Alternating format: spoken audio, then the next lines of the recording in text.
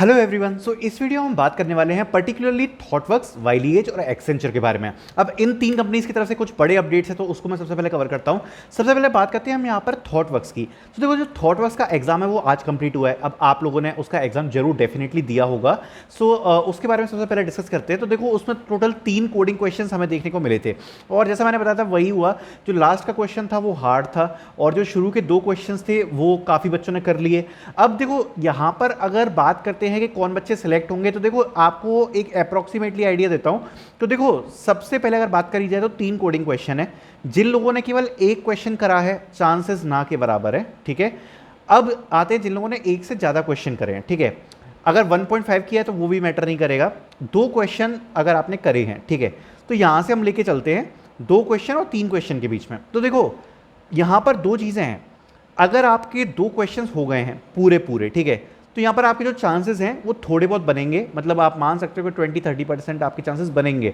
क्योंकि रीजन क्या है कि पार्टिसिपेशन इतना ज्यादा है कि उसमें कुछ ना कुछ करके कई बच्चे होंगे जिनने तीनों क्वेश्चन बना लिए होंगे। अब यहां पर ये प्रॉब्लम छटती है, ठीक है।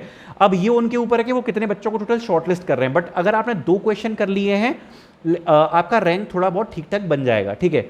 दूसरी बात यहां पर एक और है। अगर आपने 2 क्वेश्चन तो कंप्लीट कर लिए और बाकी का जो 3rd क्वेश्चन था, अगर आप उसको थोड़ा बहुत अटेम्प्ट कर पाए, अगर आपके उसके थोड़े बहुत केसेस चले हैं, तो यहां पर एक स्ट्रॉन्ग चांस बन जाएगा कि यार 2 क्वेश्चन पूरे सही करे हैं और तीसरे क्वेश्चन में भी अटेम्प्ट करके थोड़े बहुत केसेस चला दिए, तो यहां पर स्ट्रॉन्ग चांसेस बन जाएगा। और ऑब्वियसली अगर आपने तीनों क्वेश्चन सॉल्व करे हैं तो यहां पर एक अच्छा चांसेस बन सकता है। बन सकता है इसलिए कह रहा हूं, देखो, अगर उनने बहुत ही टॉप वाले बच्चों को उठाया और अगर उनने ये कंडीशन लगा दी कि 3 क्वेश्चन होने चाहिए और हम टाइमिंग भी देखेंगे किसने कितने टाइमिंग में सबमिट किए, तो यहां पर काफी ज्यादा मुश्किल हो जाएगा। केवल जो बच्चे जिनने 3 के 3 पूरे क्वेश्चन करे साथ साथ में कम टाइम में किए, उसको यहां पर शॉर्टलिस्टिंग हो जाएगी, ठीक है। बट जो पर्टिकुलर कट ऑफ है, आप ये एक्सपेक्ट कर सकते हो कि 2+ रह सकता है। 2+, मतलब 2 कोडिंग क्वेश्चन तो पूरे करे ही हैं, साथ साथ में तीसरे क्वेश्चन में भी थोड़ा बहुत हाथ पैर मार लिया, थोड़े बहुत टेस्ट केस वगैरह चला लिए, ठीक है। अब काफी लोग पूछ रहे हैं कि नेक्स्ट स्टेज क्या होगा। तो देखो, नेक्स्ट स्टेज जनरली क्या होता है कि थॉटवर्क्स जनरली आपके 2 टाइप के असेसमेंट लेती है, जिसको आप बोल सकते हो। एक तो इन्हें अभी कोडिंग असेसमेंट ले लिया। अब यहां पर जो अगला राउंड है आपका, यहां पर कोड पेयरिंग राउंड रह सकता है। अब जो कोड पेयरिंग राउंड होता है वो टोटली ऑब्जेक्ट ओरिएंटेड प्रोग्रामिंग पे बेस्ड होता है, ठीक है। सो जनरली जब भी थॉटवर्क्स रिक्रूटमेंट कराती है तो हमेशा कोड पेयरिंग का राउंड लेती है, हर साल ही लेती है। अगर इस बार कुछ पैटर्न चेंज होगा तो आपका कोड पेयरिंग राउंड नहीं होगा। जनरली इनका पैटर्न यही रहता है कि पहले ये कोडिंग टेस्ट लेते हैं और उसके बाद ये कोड पेयरिंग का राउंड लेते हैं, जिसमें आपको ऑब्जेक्ट ओरिएंटेड प्रोग्रामिंग के क्वेश्चंस देखने को मिलते हैं इसी प्रकार से जैसे कि आपने आज कोडिंग क्वेश्चन सॉल्व किए थे, ठीक है। So let's hope all the best. And इसका जो लीडर बोर्ड है, I think 24 hours to 48 hours में शायद रिजल्ट आ जाए विथ लीडर बोर्ड। सो उसमें अगर आपकी रैंकिंग अच्छी बन पाती है, वो उनके ऊपर है, फिर वो कितनी रैंकिंग से शॉर्टलिस्ट करेंगे, ठीक है। बट आई थिंक 500 के अंडर तो रैंकिंग होनी ही चाहिए, बिकॉज मेरे को नहीं लगता कि 500 से ऊपर शायद ये लोग जाएंगे, बिकॉज फिर बहुत सारे बच्चे हो जाएंगे जिनका इंटरव्यू या फिर नेक्स्ट राउंड लेना पड़ेगा।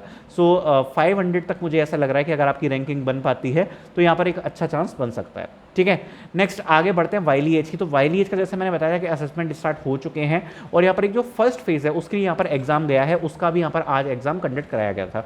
दूसरी बात यह है कि देखो, वाइलिएज की टोटल 4 पोजीशंस थी अलग अलग, और यहाँ पर सभी पर्टिकुलरली एचआरस के बेसिस पर यहाँ पर अलग अलग तौर पर एग्जाम्स गए हैं। लेकिन यहाँ पर एक जो इंटरेस्टिंग पॉइंट है वो ये है कि वाइलिएज के एग्जाम्स यहाँ पर इस मंथ भी चलेंगे। मतलब जिन लोगों को चाहे करेक्शन का भी मेल आया था, आप लोगों को भी टेंशन नहीं लेनी है। यहाँ पर मल्टीपल फेजेस चलने वाले हैं, बिकॉज वाइलिएज का जो एग्जाम है जनरली ऐसा रहता है कि लगभग 2-3 महीने तक तो वो एक्सटेंड होता ही है। जैसे एक्सटेंचर का एक्सटेंड होता है, वैसे ही वाइलिएज के मल्टीपल फेजेस होंगे, फिर मल्टीपल इंटरव्यू, मल्टीपल रिजल्ट, मतलब मल्टीपल प्रोसेस यहाँ पर पैरेलल में चलती हैं। तो आपको टेंशन नहीं लेना। जो एप्लीकेशन थी वो ऑलमोस्ट अब क्लोज हो चुकी हैं, जिनने पहले अप्लाई किया था, बट अभी दोबारा से रीओपन हुई है और बच्चे अप्लाई जिससे उसमें कर सके, ठीक है। तो वाइलिएज को लेकर भी टेंशन नहीं लेनी है। तीसरा, एक्सेंचर को लेकर यहाँ पर काफ़ी सारी क्वेरीज आ रही हैं। First the query is for result. तो जैसा मैंने आपको बताया कि जून का मंथ स्टार्ट हो चुका है, एक काफ़ी स्ट्रॉन्ग चांसेस है कि यहाँ पर जून से रिजल्ट आना स्टार्ट हो जाएंगे एक्सेंचर के, ठीक है। और एक्सेंचर का अगर आपको रिजल्ट आता है तो पर्टिकुलरली आपको रिजल्ट नहीं आएगा, उसमें आता है आपको टास्क मेल, ठीक है। टास्क मेल अगर आपको आ गया तो ये मान के चलो कि आपका सिलेक्शन हो गया। उसमें टास्क मेल में आपको अपना डॉक्यूमेंट्स अपलोड करने होते हैं और यही आपका रिजल्ट है। अगर आपको टास्क मेल आ जाता है that means you are selected.